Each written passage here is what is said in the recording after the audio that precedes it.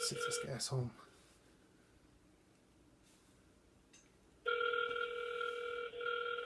Welcome to Muckleash's podcast. I'm your host, Malcolm Sutton. Today is December 8th, 2014. Tonight we have a musician artist that hails out of Toronto, Ontario, Canada. This guy writes and produces his own music, and it's my pleasure and honor to introduce you guys to this amazing rap artist, Tshank. Tshank, how are you doing, buddy? I'm doing great, man. I'm doing really good these days. All right. So how's the weather down in Toronto right now? Oh, down here, man, it's freezing cold, literally freezing cold. You're out there for 5 minutes, your skin is frozen, man. Right, I bet. Yeah, it's the same way up here, too. It's very, very cold. Oh, yeah. All right, so well, let's just get right into it. I just want to ask you a few questions for the podcast to see how you're doing and everything. And the first question is pretty straightforward. Like, when and why did you start music? Well, my whole life, I like to beatbox, like make beats with sounds out of my mouth. Right. And I just always really liked the art of music. Like, I really always loved hip hop, and I always wanted to be something involved in it somehow.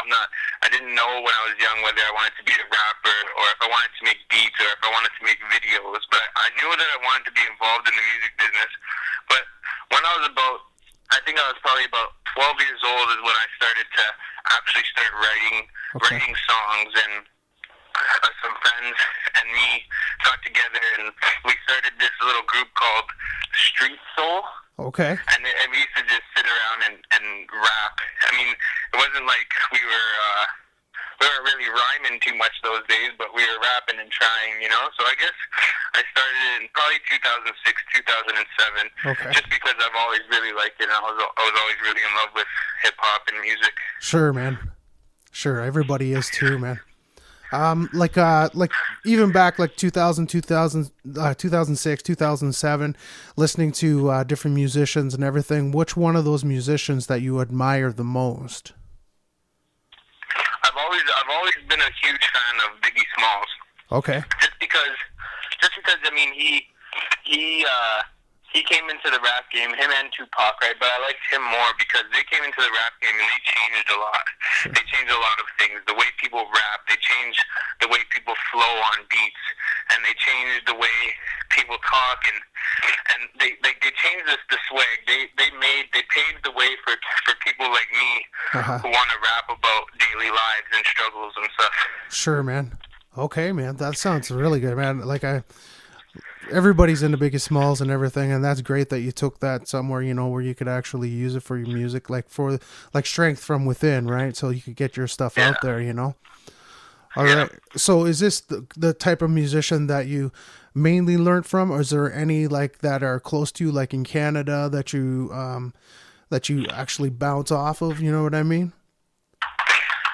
Yeah. Well, when I was young, my older cousin Wobbs Whiteford, he was also rapping too, and I looked up to him as a young boy, and I seen him rapping, and I seen the recognition and the feedback that he got, and I always wanted that as well. Sure. So, and so he took me in, and he helped me a lot ever since then, and he's brought me up a lot. Okay. In the hip hop game. All right. So other than like rap, if you do have any other musicians or groups or CDs that you're like really into, like at this moment, I mean, everybody asks the same questions all the time, you know, what are you into right now kind of thing. So what are you into right now? Right now, like as in what kind of music do I listen to? Music now? or groups and CDs and stuff like that. Nowadays, I like to listen. In Chicago, there's a huge rap scene in Chicago right now in these past 2 years, and a lot of the rappers from Chicago are closer to my age, like you know, late teens, early 20s, and so I like that, and I like the way they've innovated things in the rap game these days, because it's hard to be an innovator in rap, and they've came out with things that nobody else was doing, right? And plus they're all young, so I like to listen to they call themselves the Glory Boys or OTF, which means Only the Family and stuff. So Okay. I like to listen to them. They're a group. I mean, there's a couple of groups down there that I like from Chicago. Okay, so that kind of hits home because, you know, they're more like a family kind of thing, and just to read like a quote, like I was online checking your stuff out and everything, and by the way, like you guys at home that are listening to it right now, I'm gonna put up, you know, his websites and everything like that on the screen, so you'll be able to, you know, click on his stuff and everything. But I was reading an article that he was in, and just to like quote, he's you know, he's with Fluffy Records. It's a label that's in Toronto. So he says, not just a company or a record label. We always kept it on a family level, and there's no other way to do it for us, and we don't know how to just be friends or colleagues. It's just in our blood. Now, this for me kind of, I understand, because coming from like a musician background and everything, and with the bands and everything, and working with other people, you distinguish yourself from the being like colleagues and stuff like that, like, and you actually become a family with these guys. So tell me a little bit about like Fluffy Records, man. Well, Fluffy Records was founded in 2005 by my cousin Bob's Whitebird, and Fluffy is his late father's nickname.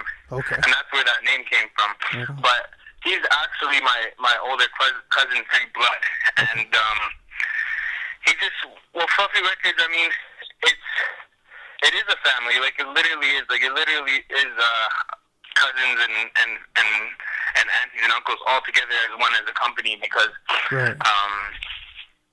like for example, my uncle he runs like the business part of the label, Right. and he talks to other businesses and stuff like that. And I mean, other people that we have brought into the company as well, we also call them family too, because I just don't.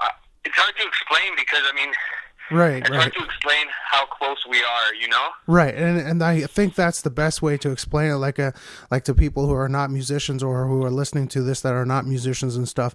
If you just want to understand what being in a band or being a musician with other musicians and hanging around with each other for such a long time, if you want to understand that bond they have with each other, just think about your own family and how tight you guys are. That's exactly the same way as how musicians actually feel. You know what I mean? Yeah, exactly, man. Right.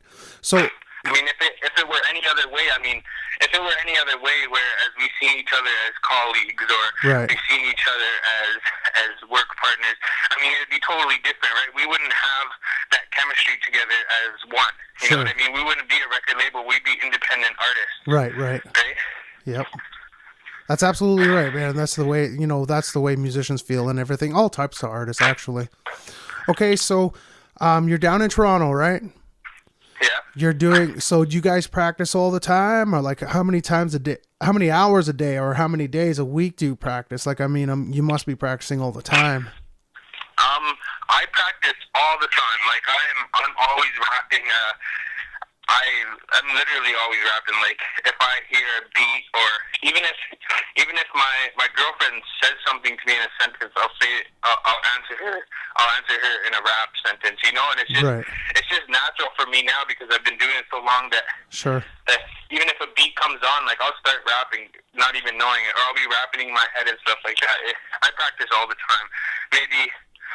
Maybe I don't know, at least a few hours a day, like 3 hours, 4 hours a day. Sure. And then not expecting you're doing more on the side, you know, when you're actually talking and stuff. I bet you it's on your mind all the time, though, man. I bet you're always coming up with stuff like you know. Yeah, exactly. It's pretty wild, yeah. Like, well, listening to all your music right online and stuff, I didn't know that you had that much online. I thought it was like a couple of songs, you know, from SoundCloud and stuff like that I became friends with you on there. I didn't expect so much stuff on YouTube and stuff, and it's great stuff, man. I think it's awesome, you know? Yeah, thanks, Malcolm. Oh, yeah, no problem. Thanks, man. All right, do you have any questions for me at all before we end it or anything? Well, yeah, sure. Yeah. this podcast. So Yeah. where can I watch it? It's Or strictly listen to it? Yeah, it's strictly on Facebook. It's on it's called Muckleash's podcast. I could actually send you the link throughout Facebook. I mean, I think you're gonna have to need a Facebook account to look at it, anyways. Okay. Yeah, I could send that to you today, man. Yeah, well, yeah, Absolutely. most definitely do that, man. I'll take a look at it and I'll share it as well, so Right. other people can look at it as well. Okay, man. All right, you've been listening. Yep, you've been listening to Muckleash's podcast, December 8th, 2014. We just finished talking to Tshank and his career and how he started, and how he's and where he's going on with it right now. And then I hope nothing but the best for this guy. He's an amazing artist. Check out his stuff with the links that I sent on the actual podcast. And man, just have a great day. Yo, what's that sound? It kinda Alright, no sounds problem, like a buddy. helicopter. Fuck that, that's the Thanks, Glock bye-bye. in my pants. Call it Walker Chopper. Yeah, got a chopper like Jesse James, and I be going in. How the fuck you think I got my name? Is Tshank, fluffy records in this bitch. I do it for my uncle, for you. Yeah, we getting rich. YBZ.